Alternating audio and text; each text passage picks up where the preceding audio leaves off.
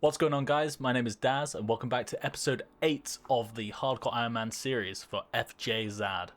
In the last episode we left off doing some archaeology with the goal of getting 86 for the quest Tomes of the Warlock. The reason we wanted to do this quest is to unlock another quest called the Ode to the Devourer. This would unlock the Gates of Elidinis questline and also the boss at the end of it. The Ode to the Devourer quest has okay requirements itself, but the Tomes of the Warlock quest in the middle has the bulky requirements. 86 archaeology is quite a lot, and I'll be honest, it can definitely be the lead to a bit of burnout. The reasons for doing the Gates of Elidinis we'll get into later, but for now, let's get digging. We have been AFKing pretty heavily, but at 73 archaeology we unlocked the Havenhythe dig site. So this is the place in Dungeoneering, and we've hit a bit of a wall because if we try and uncover this volcanic ash, it says you must rescue Skuldron, the site manager for this dig site, from the frozen floors in Havenhythe. So we're going to head down there, and hopefully it doesn't take too long to find him. We're going to do some frozen floors, and I think we're looking for a guy encased in ice, and we've just got to basically free him, and then we'll be able to train on all of the ones up here.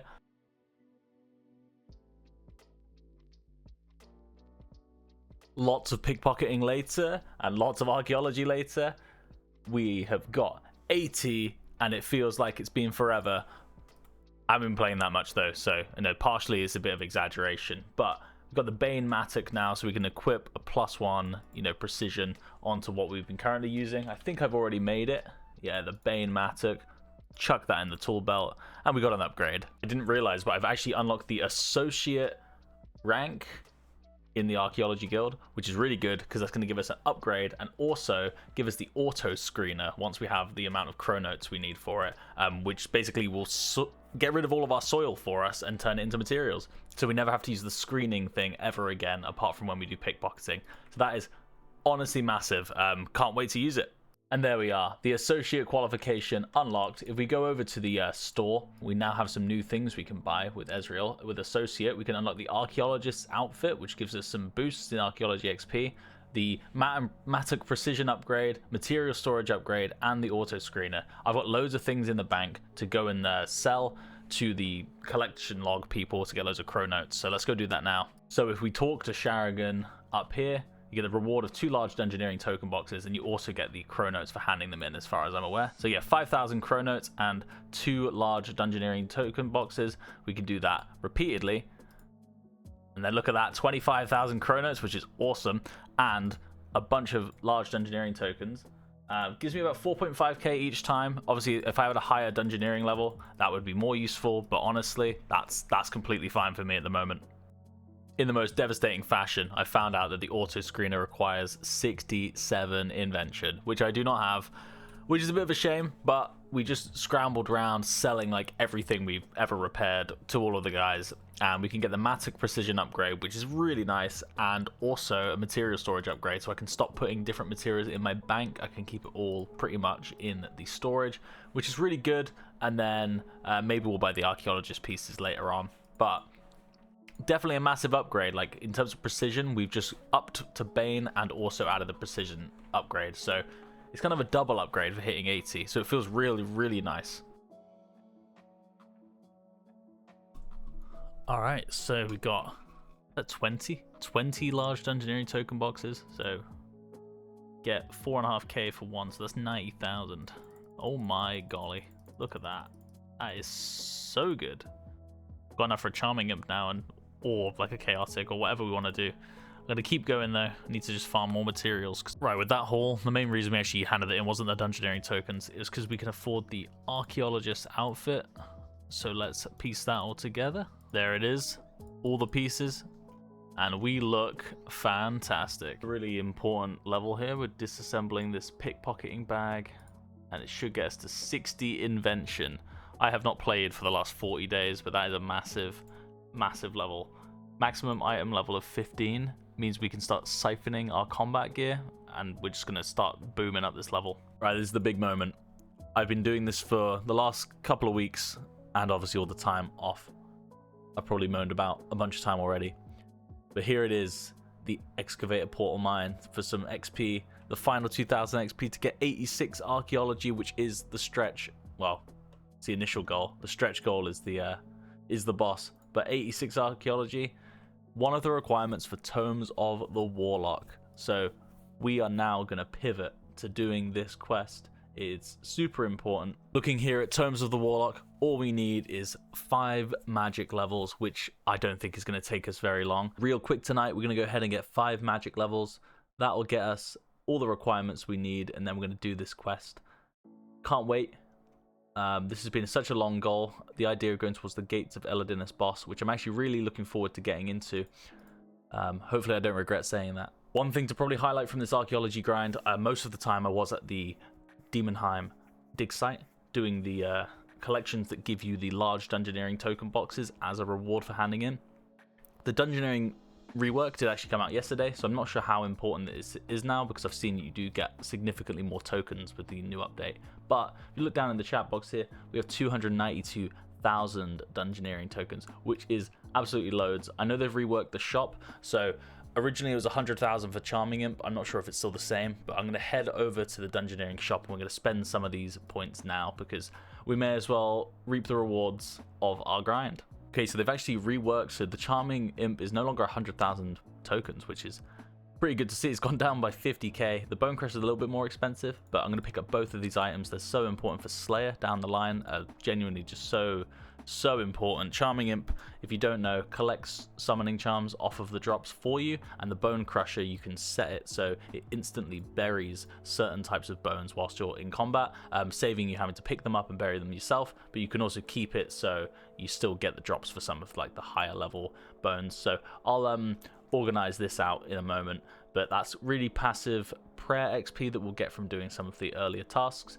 And then equipment wise, we've got another 192,000 tokens. We're going to decide what we end up doing with these, but probably going to be going towards chaotic weapons once we've done the Dungeoneering training to get 80, because there are these new ruinous weapons which are tier 90, which might be something that we end up going towards killing as well. But there's also a chaotic necromancy items added with the new update as well.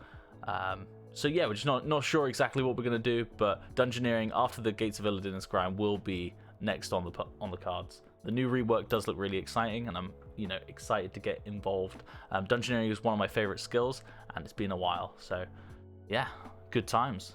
Another thing we're going to grab here at the Dungeoneering shop, we're going to grab these basically permanent buffs.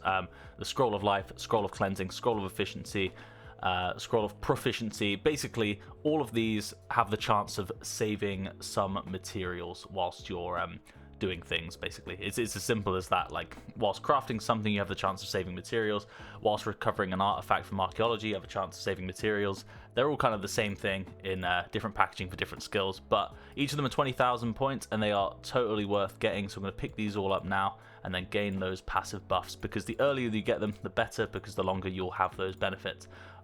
The Scroll of Restoration for Archaeology, I'm pretty sure is brand new with this update, which only came out yesterday, so I don't think it would have helped with my grind so far. But if I missed out on that, that is a shame. That is a damn shame. Just completed our god statues here for the month, and that gets us 60 prayer, which the reason I've come and popped and done this is because that actually gives us access to the split dragon tooth necklace. This combined with the Bone Crusher is basically infinite prayer restoral if you're at something that drops bones, big bones, dragon bones, anything like that. It just keeps your prayer up. You recover 100 prayer points every time you bury something, and with the Bone Crusher on, you'll bury it automatically. So it's basically just free prayer renewal, and it's really, really useful. So I'm going to go pick that up now. So we just started the Havenhythe quest, one of the many things I've missed whilst being away for literally only a month. They've done so much to this game, but just started the quest for Havenhythe. Just saw the cutscene. I thought that was really cool. Hopefully Havenhythe is a fun area to explore. The reason we're doing this is because the Ivar King of Bones, I was recommended by someone to try it out. It's actually quite good for the sort of level I'm at. It can be quite decent XP and quite decent prayer XP, so why not, right? There we go, we've unlocked the Wendelwick Lodestone here in Havenhythe, so that is another area here, Wendelwick. Havenhythe is pretty huge. I didn't realize the size of this expansion. All of this space over here, there's some dungeons, there's all sorts going on, and there is a boss encounter, Ivar the King of Bones, over here. That's what we want to be heading towards. So fingers crossed is an interesting fight, or at least just some decent XP. So we've got to get that 66 magic for the quest. One thing as well that I have to kind of consider, since I took that short break, like another huge change, is all of the combat ability bars have been changed. Loads of abilities have been removed. My magic bar wasn't exactly very built in the first place, but I've added this new one called Runic Charge, which charges up the next ability, and it's just something to start considering in my rotation. And they've also made it so threshold abilities, you don't need 50% to cast them, you just need the 25% here to be able to cast them, and it spends the whole 25, if that makes sense. So you can use wild magic with only 25% adrenaline, whereas before you needed 50 and it would use 15. So this really simplifies everything, but I haven't read anything about the new abilities. It is all new to me. So same with melee and ranged, all has been updated. So if you haven't seen in the last month or so, that's all been updated, and it's just going to take a little bit to get used to. A little bit of getting used to. And Ivar the Bones, who's the guy I'm going to go through this fateful portal to now, hopefully he can teach us, you know, some mechanics. There you go, that's our first kill down. It's a bit weird being able to use wild magic so often, but here we go. You get the Earth Battle Staff drop and the Colossal Bone. So this is dropped every time, and apparently is 400 prayer XP. Let's check this out. Yeah, 400 prayer XP. That's pretty huge. And we're on fastest instance, so let's kill a bunch of Ivar. Let's go. Oh, nice. Look at that. We got the unique drop. That didn't take very long. We got that on 22 kills. That is pretty good going. Nice. Just the magic skull mask as well to get. But honestly, we're not that bothered about getting that at all. This Bone Crusher more buries bones. So it's like a downgraded version of the Bone Crusher that I already have in the inventory. But it's still quite a cool item. Oh, nice. There we go. There we go. Just the pet remaining. Magic damage bonus, magic accuracy bonus. Let's stick that on our helmet. That looks, yeah, that looks great. That looks great. There we go. 66 magic.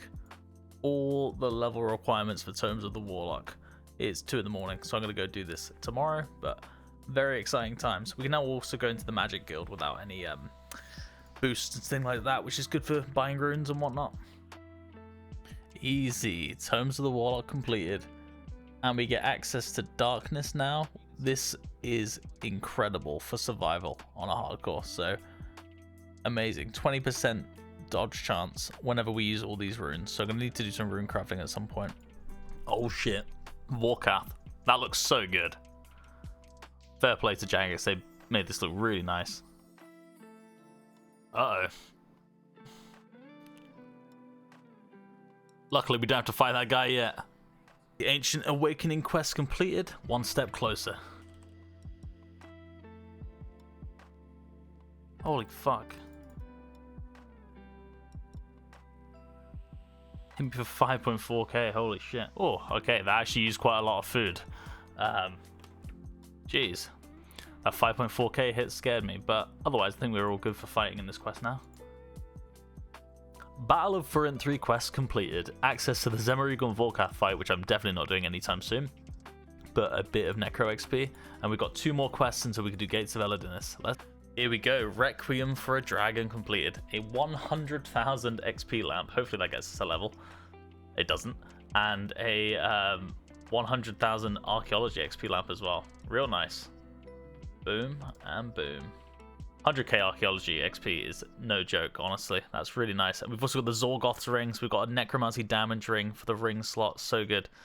So good. I can upgrade it, but I don't know much about that, so we'll look at that in the future. I just got to start the Ode to the Devourer quest and found out I have to do the Soul Searching quest, which I haven't done, but it looks like a really easy one, so we have to quickly complete that first. There we go, Soul Searching complete, and now we can finally do the Ode to Devourer quest, hopefully. That's the plan. Yeah, everything required, all done. Oh, let's go.